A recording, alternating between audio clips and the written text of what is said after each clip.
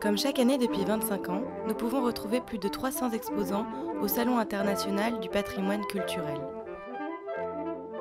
Sont exposées ici des créations uniques et précieuses, telles que vitrail ou porcelaine, fruits d'un travail artisanal minutieux que le syndicat Ateliers d'Art de France, les organisateurs du salon, veulent valoriser et protéger.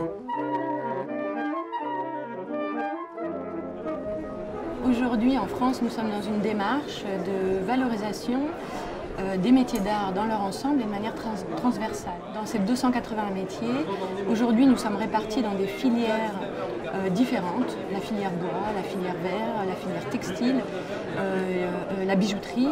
Et cette diversité de filières fait que nous sommes noyés au milieu d'entreprises industrielles, d'entreprises du luxe qui n'ont pas la même manière de travailler et les mêmes besoins que nos petites entreprises.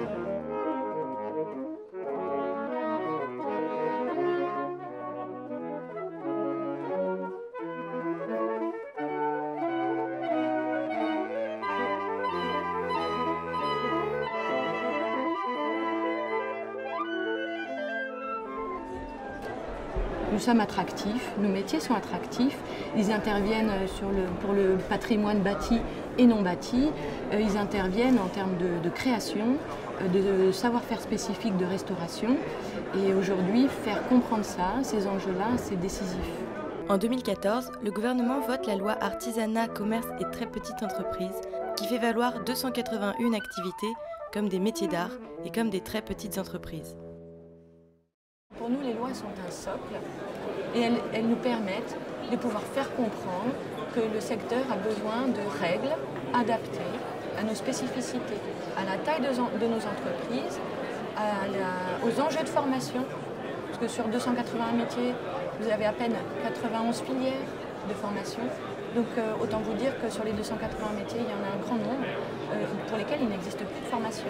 Aujourd'hui, vous avez certaines écoles, le diplôme demande l'apprentissage de tel ou tel savoir-faire. Les écoles n'ont plus les professeurs pour l'enseigner. Que fait l'école?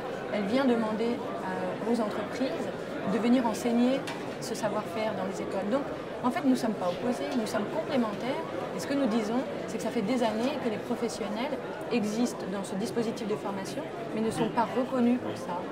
Une branche professionnelle de métiers d'art traite aussi des enjeux de formation.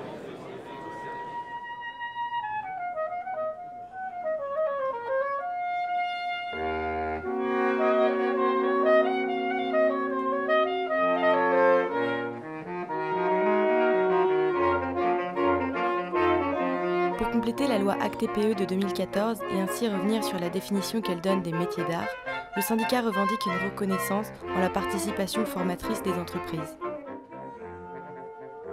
C'est là l'objet de leur pétition adressée au ministère du Travail, lancée en janvier 2018.